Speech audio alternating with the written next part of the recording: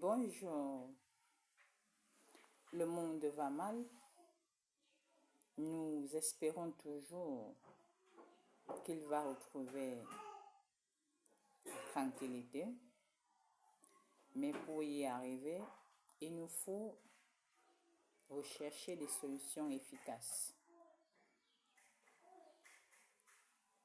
Certains parmi vous se soucient de cet aspect de la vie de tous les jours, du fait de leur poste de travail, du fait de leur amour pour autrui et du fait aussi de leur attachement envers les affaires du Seigneur. Eh oui, ce matin, permettez-moi de vous parler de quelque chose de assez poignant. Oui. J'ai l'habitude de dire que Dieu n'a pas voulu que je sache plein de choses afin que je vous surprenne par ces vérités que je vais vous dire et que vous connaissez peut-être parce que vous avez été étudié quelque part, mais que moi, par la sagesse que mon Père m'a donnée, je suis en possession. Dans l'histoire du passé, le christianisme qui est aujourd'hui ancré dans les cultures des peuples d'Afrique, et particulièrement celle du Cameroun, il m'a été rapporté que pour que le christianisme soit injecté dans notre communauté, société, le monde était passé par plusieurs phases et parfois des phases difficiles. Lorsque ceux qui sont à la base du christianisme décident de le répandre, ils vont à coup sûr rencontrer des obstacles, des blocages, et ils vont devoir utiliser des moyens de force. Au point où, à un moment donné, d'après ce qui m'a été dit, on a pratiquement obligé les uns et les autres à adhérer à la doctrine, à l'idéologie. Et comme ils ont toujours voulu résister, on en a procédé à des éliminations physiques, telles que ça m'a été rapporté. Oui. Au jour d'aujourd'hui, lorsque tu dis à quelqu'un de quitter le christianisme, pour ceux qui sont des chrétiens, ils trouvent ça comme une folie, sans savoir qu'au départ, les gens avaient refusé et qu'on leur avait forcé d'y adhérer. Et aujourd'hui, à force d'entendre l'éducation y afférente, vous avez adhéré, vous êtes devenu un avec cet évangile. Voilà une situation où on a été obligé de tuer pour imposer la nouvelle vision. Ma question aujourd'hui, face à la situation mondiale qui est devenue précaire, fragile, incertaine, est celle de savoir que faut-il faire pour restaurer la paix dans des endroits où les guerres ont élu domicile, les conflits ont élu domicile. Faut-il passer par la force? Faut-il passer par des explications? Quel est le véritable plan de Dieu? Je suis dans les secrets de Dieu.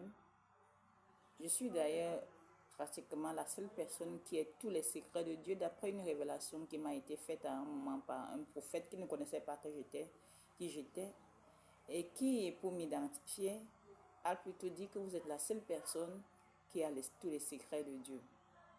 J'exagère peut-être parce que mon père est mon père et mon père maîtrise ce qu'il maîtrise parfois sans me le dire.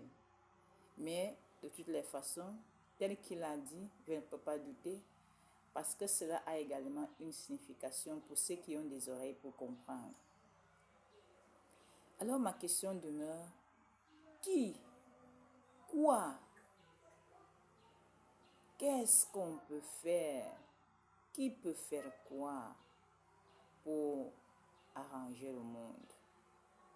Si, pour faire passer une idéologie, on a été obligé de tuer, que devons-nous faire?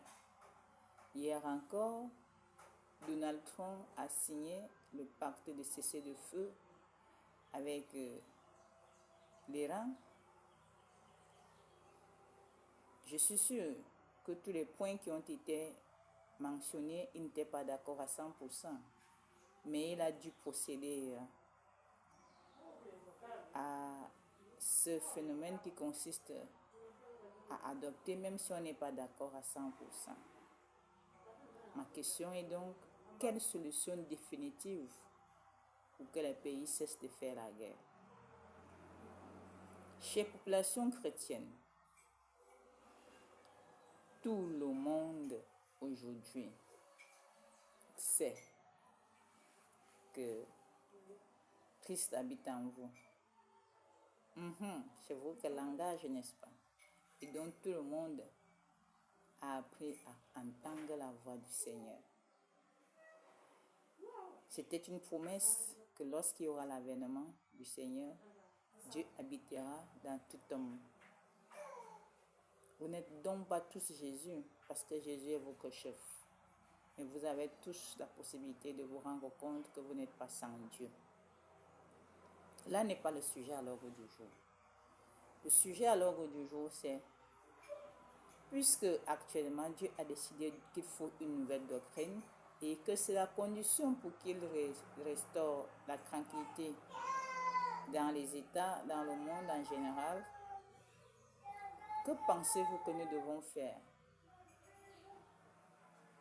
Et pour finir, je tiens à vous exhorter à me soutenir parce que je suis la voix qui vous montre le chemin qu'il faut suivre.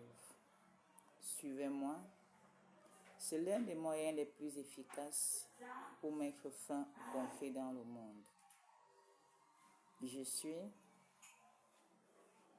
Son Excellence Seigneur Géné, c'est-à-dire Seigneur Jésus, dans son nom nouveau, à la seconde venue. Pour ceux qui ne comprennent pas, c'est le grand changement survenu dans le monde. L'ancien nom, c'est moi, Jésus, et le nom nouveau, Geneviève.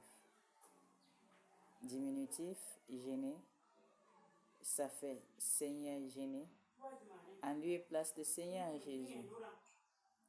Votre devoir, c'est de me soutenir, afin que la colère de Dieu cesse d'abattre dans le monde, car il avait dit que quand il reviendra, beaucoup de choses se passeront. Et pour que nous passions à la vie en abondance, qui est aussi une promesse positive, il faut bien me croire, me comprendre, m'aider, me soutenir, afin que nous cessions d'être dans un monde rempli de guerres, de conflits, de catastrophes, de maladies épidémiologiques. Je vous aime, je voudrais vous aimer davantage et je vous dis de croire à la nouvelle Banque mondiale chaque jour de votre vie désormais, afin que nous soyons tous embarqués dans le nouveau monde où nous avons intérêt à être comme des poissons dans l'eau. Merci.